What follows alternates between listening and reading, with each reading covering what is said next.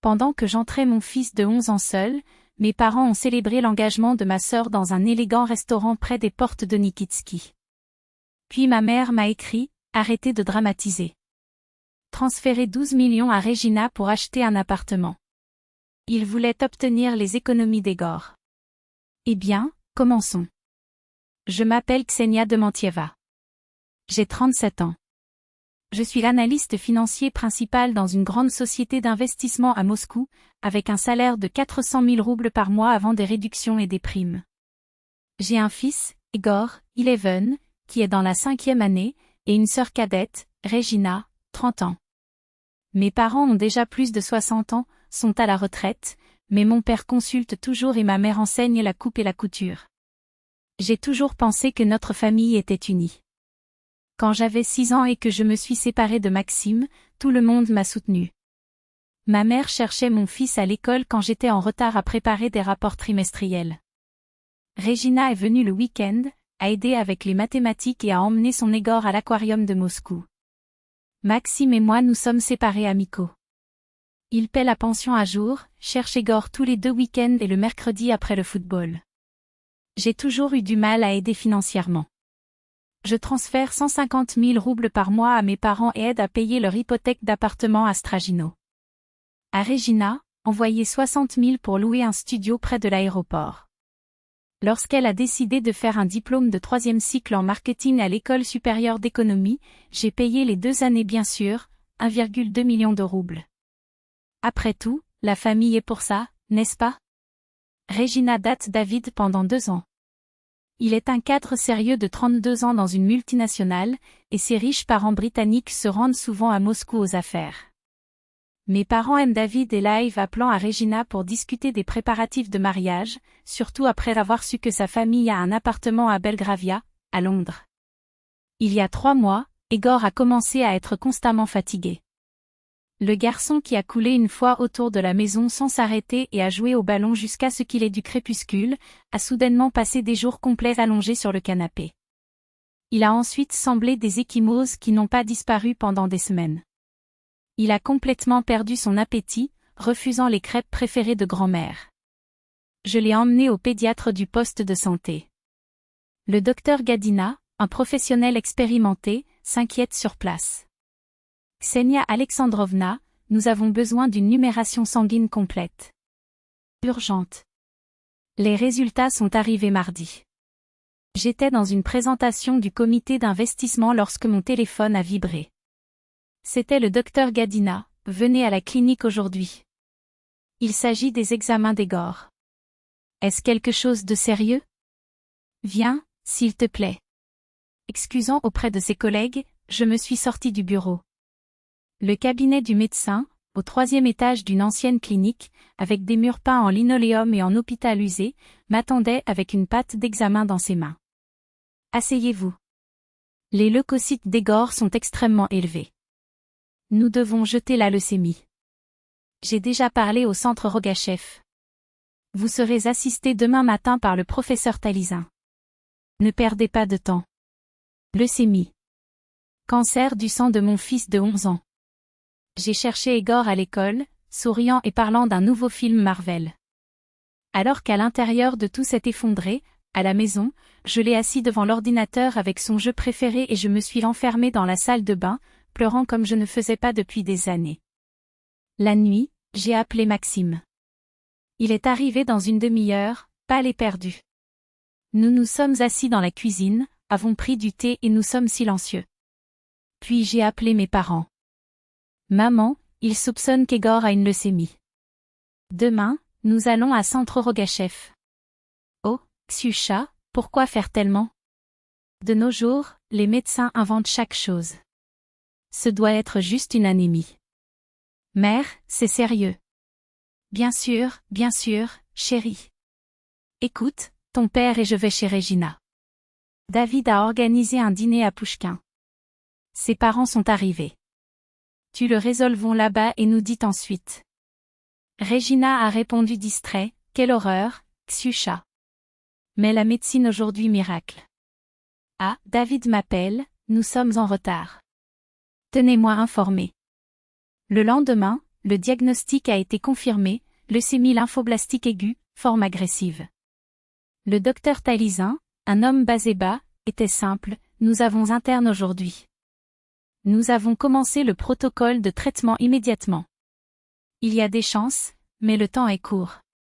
Maxime m'a serré la main. Nous allons le faire. Igor a été hospitalisé le même jour, 7e étage, double 4e. Ils ont mis un cathéter et ont commencé la chimiothérapie.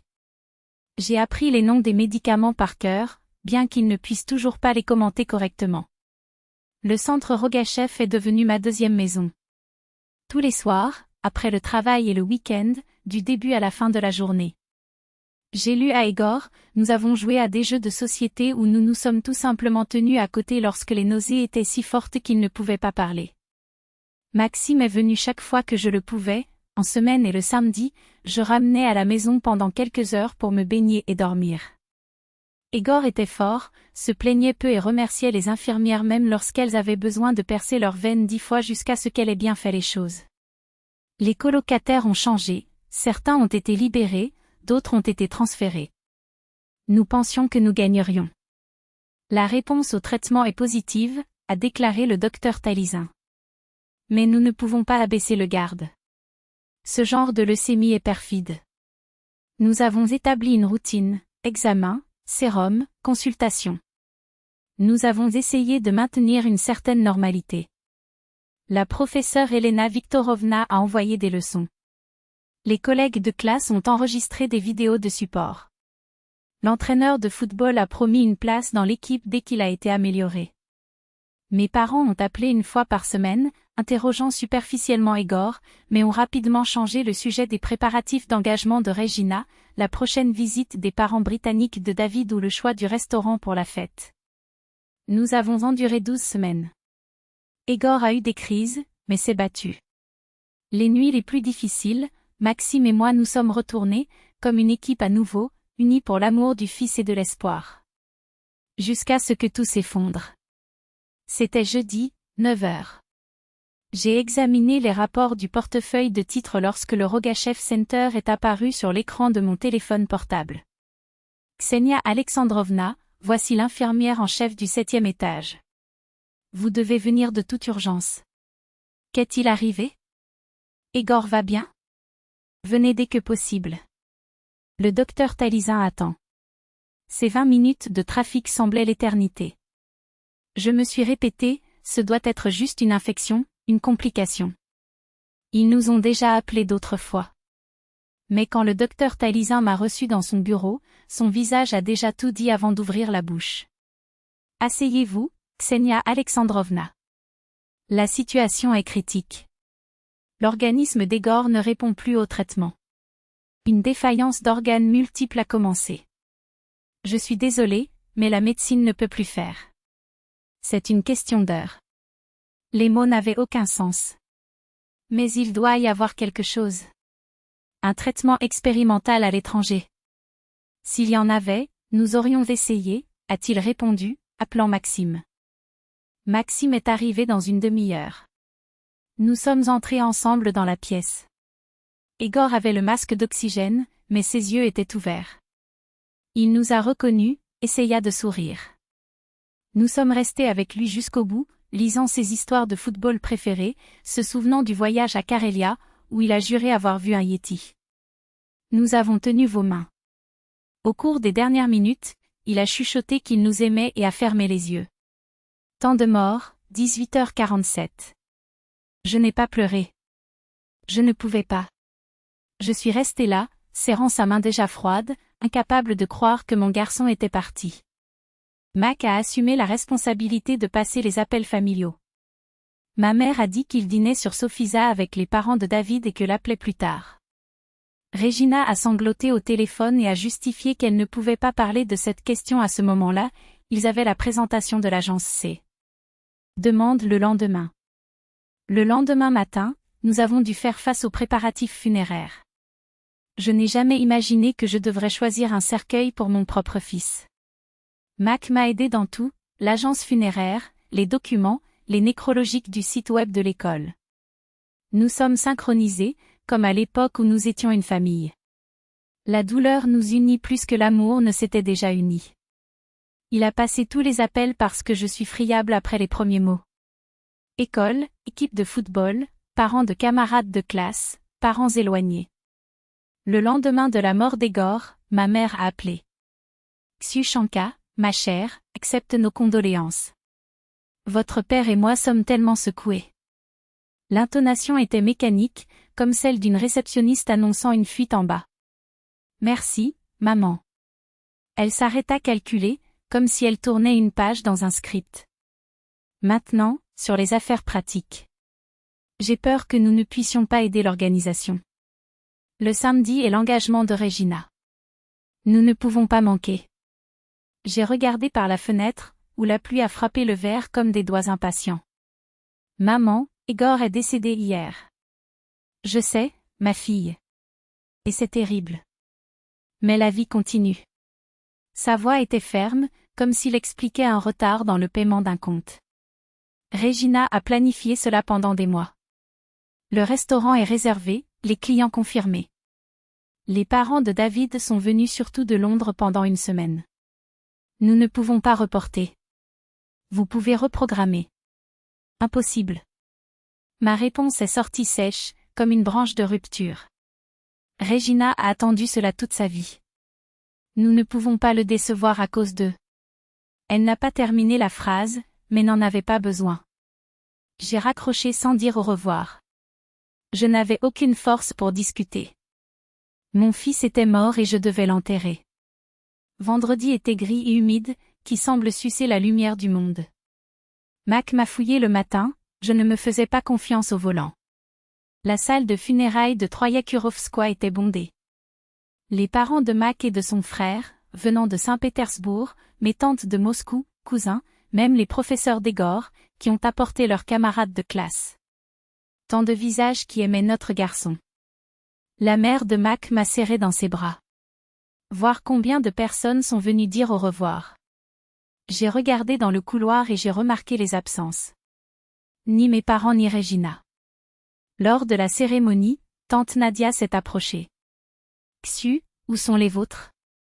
Je ne sais pas. Ils ont dit qu'ils pourraient ne pas prendre de temps. Son visage s'assombrit.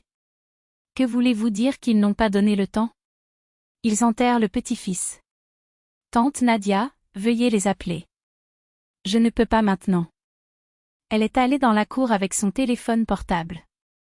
À travers le verre, j'ai vu son expression changer, d'abord l'incrédulité, puis le choc, puis une fureur qui semblait brûler à l'intérieur. Il est revenu et m'a rapproché de la fenêtre. Ksenia, je viens de parler à sa mère. Sa voix tremblait de colère contenue. Savez-vous où ils sont? Où? Dans l'engagement de Regina. Au restaurant de Novi Arba, célébrant, pendant que nous enterrons Egor ici. Votre mère a dit qu'il ne pouvait pas reporter. Les parents de David volent demain. Je n'ai jamais vu une telle chose dans la vie, ce qu'elle m'a dit. J'ai de nouveau regardé le couloir. Tous ces gens, professeurs d'Egor, parents de leurs amis, ma famille, la famille de Mac, tous là-bas, sauf mes parents et ma sœur. Je ne ferai pas de scène, j'ai chuchoté à tante Nadia. Vous êtes un saint. Je serais allée là-bas et les traînerais par les cheveux ici. Malgré tout, les adieux étaient dignes. Le professeur Yelena Viktorovna a expliqué comment Egor a aidé des collègues en mathématiques. L'entraîneur se souvint de son entêtement à l'entraînement, toujours le dernier à quitter le terrain. Mac et moi avons parlé de notre fils incroyable, de la lumière qu'il a apportée à nos vies. Mais je n'ai pas quitté les yeux de la porte. En attendant. Peut-être qu'il réalise. Peut-être que Regina a compris où elle devrait être. Ils ne sont pas venus. Après le cimetière, tout le monde s'est rassemblé chez moi. La famille de Max s'est occupée de tout, en veillant à ce que je mange quelque chose. Mes tantes Koshi. État dans la cuisine sans cacher l'indignation. Ils ont préféré un engagement aux funérailles du petit-fils. De quel genre de personnes sont-elles? L'oncle Volody ne se contenait pas. Sont-ils des gens? Ou quoi, après tout? Je ne les ai pas reconnus non plus. Quand tout le monde est parti, la maison était vide. Un silence assourdissant, tranchant. Pas de son du jeu vidéo, pas de pas à l'étage, pas de « mère, m'aide avec l'algèbre ». Seul le vide. J'ai fait du café et je me suis assis dans la cuisine. Le téléphone a continué à vibrer avec des messages de condoléances, collègues, amis, parents éloignés. Je n'ai pas regardé. Puis un message de ma mère est venu. Arrêtez de dramatiser. Il est préférable de transférer les 12 millions de l'appartement de Regina. Remis en place 3 fois jusqu'à ce que vous compreniez. Il parlait du compte d'épargne d'Egor. À sa naissance, Mac et moi avons ouvert une demande en son nom, au collège ou à l'entrée d'une propriété. En 11 ans, nous avons rassemblé 12 millions. Les 2 grands-parents connaissaient ce compte. J'ai regardé l'écran pendant longtemps. Ils ne sont pas venus aux funérailles du petit-fils, mais ont célébré un engagement. Et maintenant, sans honte, ils ont chargé l'argent du fils mort. Le jour où je me suis enterrée, je me souvenais de tout, les 150 000 par mois pour l'hypothèque de mes parents, les 60 000 du loyer de Regina, le 1,2 million de son diplôme d'études supérieures. Des années aidant sans réfléchir, sans s'attendre à une gratitude, juste un minimum d'humanité quand j'avais besoin. Et quand j'en avais besoin, quand mon fils est mort, quand je l'ai enterré, il n'était pas là. Mais pour demander de l'argent, ils étaient rapides. Je n'ai pas répondu. Au lieu de cela, j'ai ouvert l'application de la banque, trouvé les paiements automatiques que j'avais depuis des années. Le premier jour du mois, 150 000 pour mes parents. Le jour 15, 60 000 pour Regina. Annulé. Les 2. J'ai pris des empreintes des confirmations et envoyé dans le groupe familial, sans un seul mot, juste les images. J'ai raccroché le téléphone et je me suis endormie. Le matin, 47 appels ont perdu, des dizaines de messages. Tout d'abord, j'ai fait du café. L'inondation a commencé vers 23 heures, une demi-heure après les tirages. Ksenia, qu'est-ce que cela signifie? Pourquoi avez-vous annulé les transferts? Fille, tu ne peux pas nous faire ça. Comment allons-nous payer l'hypothèque? Regina, est-ce une blague? Comment vais-je payer le loyer sans votre aide? Puis vint le dégoût. Tu es un égoïste cruel. Typiquement votre style, Xiu. Il y a un problème et veut que tout le monde souffre. Appelez maintenant. Nous devons parler. Je n'ai répondu à personne. J'ai pris une semaine de licence sur le deuil. Le matin, j'ai commencé à organiser la chambre d'Egor. Qui ferait un don à un orphelinat, ce qui resterait. Votre uniforme, vos livres, vos jouets assemblés, quelqu'un pourrait porter. À midi, un bruit sur la porte. De l'œil magique, j'ai vu mes parents, ma mère avec des papiers à la main. Je savais que ce ne serait pas en mesure d'éviter. Abri. Comment pourriez-vous? Astérisque. Ma mère est entrée comme ouragan. Laissez-nous sans argent. Nous en dépendons. Mon père serra derrière elle, le visage rouge de l'indignation. C'est inacceptable, Ksenia. Ce n'est pas ainsi que nous l'avons créé. Vous n'êtes pas venu aux funérailles d'Egor, a déclaré doucement. Bien sûr, nous sommes tristes. Mon père a repoussé sa main comme s'il était à la volée. Mais la vie continue. Les gens meurent. Il a parlé comme s'il expliquait un fait évident à un enfant. Ksenia, tu ne peux pas punir les vivants parce que tu es en deuil. Vous étiez dans l'engagement de Regina pendant les funérailles. Le bonheur de Regina est également important, ma mère a soulevé sa voix. Elle ne l'amuse qu'une seule fois dans sa vie. Les parents de David sont venus de Londres. Nous n'avons pas pu les décevoir. Et vous auriez pu retarder. Egor était votre petit-fils. Et Regina est notre fille, elle a licencié. Elle est vivante, elle se mariera. Il a une vie à venir. Nous ne pouvons pas tout abandonner pour quelqu'un qui est parti. J'ai regardé mon père, incrédule. Il a soutenu mon regard, impassible. Egor était malade. Nous savions comment cela pouvait se terminer. Mais l'engagement de Regina est une célébration de la vie, de nouveaux débuts. Je ne pouvais pas croire ce que j'ai entendu. Sortez de ma maison. Ils se sont regardés. Choqués. Xiuch, ne sois pas idiot, ma mère a changé le ton, maintenant presque plaidé. Nous devons parvenir à un accord. Cet argent nous est essentiel. Sortir. Je ne vous pardonnerai jamais de ne pas être venu pour dire au revoir à Igor et j'ose ensuite demander son argent. Nous n'avons rien demandé. Mon père était exalté. Nous suggérons seulement logiquement que l'argent d'Igor n'était pas nécessaire pour les études, pourrait aider Regina avec le loyer. Ma voix a coupé l'air comme une lame, leur rappelant les mots qu'ils ont échangés le jour des funérailles de mon fils. Ses visages pâlissaient. Nous ne voulions pas dire ça. Balbutia ma mère, ses mains tremblantes à la recherche d'une excuse qui n'existait pas, nous n'étions que pratiques, a abattu mon père, comme si la logique pouvait justifier la cruauté. Sortir. L'ordre était sorti entre les dents, chaque syllabe chargée de haine que je ne savais même pas que je pouvais ressentir. Ou je jure que je les traîne dans les escaliers. Ils se sont retirés, mais ils sont toujours restés 10 minutes à la porte du bâtiment, murmurant comment j'étais hors de moi, comment la douleur m'avait aveuglé.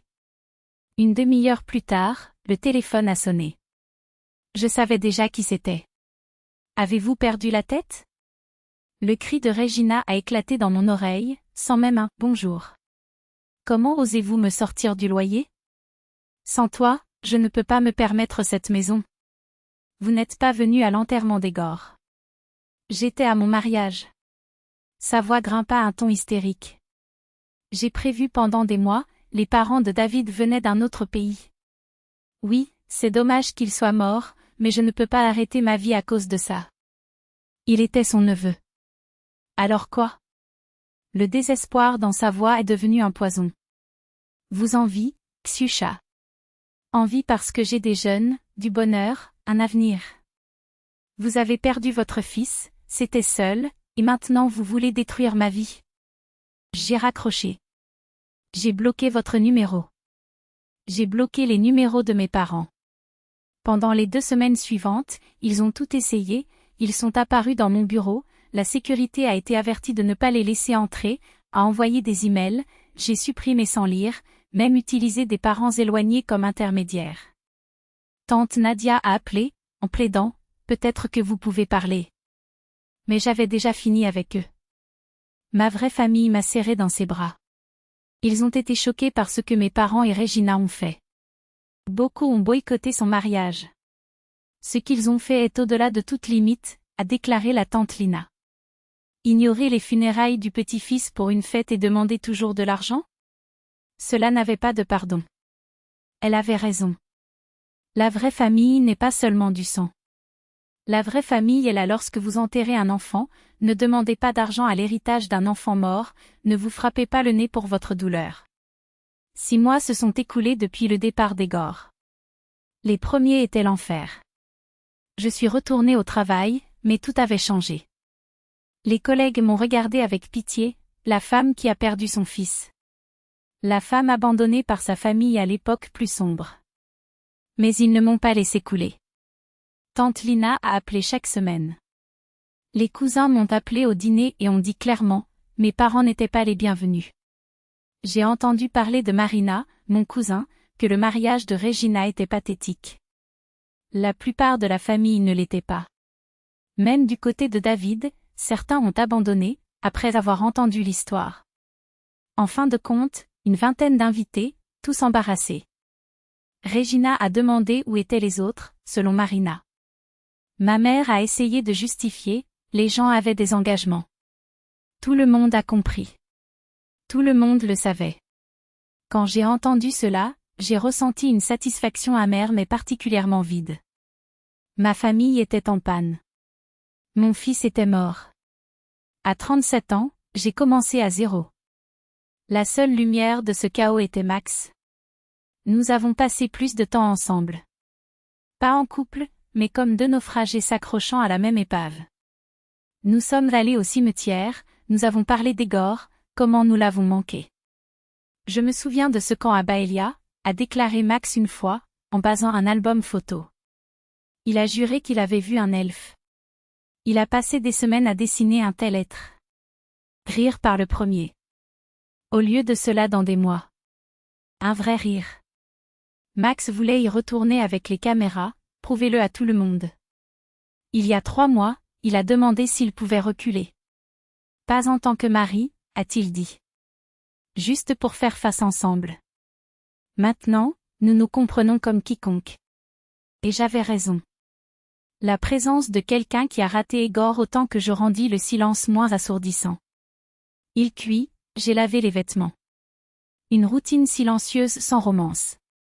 C'est sain, a déclaré mon thérapeute, Sokolova. Vous traitez la même perte.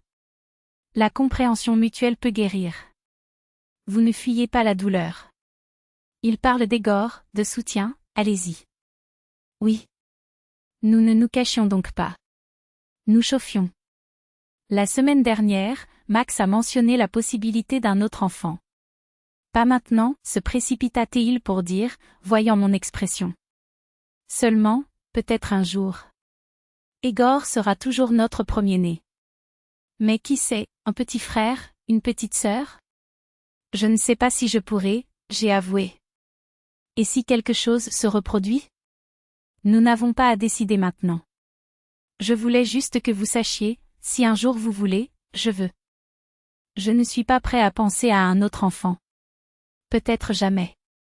Mais le fait que Max ait dit que cela signifie qu'il voit un avenir où nous pouvons être à nouveau heureux. Le travail est devenu mon encre. Le mois dernier, j'ai été promu analyste principal. En partie parce que je me suis lancé sur les projets, mais à ne pas penser. J'ai encore de mauvais jours. Quand je vois un garçon d'âge d'Igor dans le supermarché, je laisse tomber le chariot et je cours. Quand je lui trouve un dessin entre les pages d'un livre, je pleure pendant des heures. Quand la colère contre Dieu, contre l'univers, contre cette putain d'injustice me consume. Mais maintenant, j'ai aussi de bons jours. Jours où je me souviens d'Igor et de sourire au lieu de pleurer. Jours où Max et moi avons parlé de lui sans se briser. Jour où je pense que cela peut peut-être construire quelque chose de nouveau à partir des décombres. Au cours des 6 derniers mois, mes parents et Regina ont tenté de contacter plusieurs fois. Ils ont envoyé une carte le jour de l'anniversaire d'Igor, il en ferait 12. Avant la nouvelle année, ils sont réappartis dans mon bureau.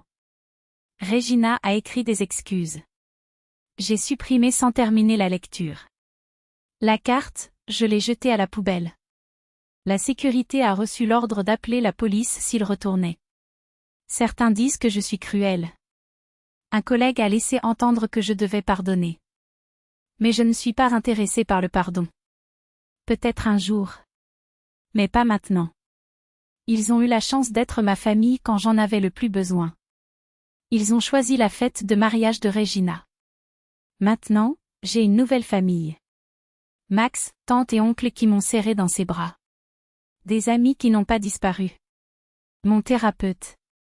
Même les professeurs d'Igor appellent toujours, visitent toujours. Cette famille est plus petite, mais elle est réelle. Igor aurait 12 ans aujourd'hui. Ce serait probablement dans la 6e année, se plaignant de l'algèbre, demandant d'aller à une formation supplémentaire. Je ne m'arrêterai jamais de me manquer. Mais j'apprendrai à vivre avec cette douleur sans la laisser détruire ce qui reste. Max et moi ne sommes pas officiellement ensemble, mais nous en avons parlé. Pas de hâte. L'important est de guérir pour les bonnes raisons, de ne pas s'accrocher les uns aux autres pour le désespoir. Peut-être qu'un jour nous serons à nouveau heureux, a déclaré Max hier en regardant un film que je détesterais.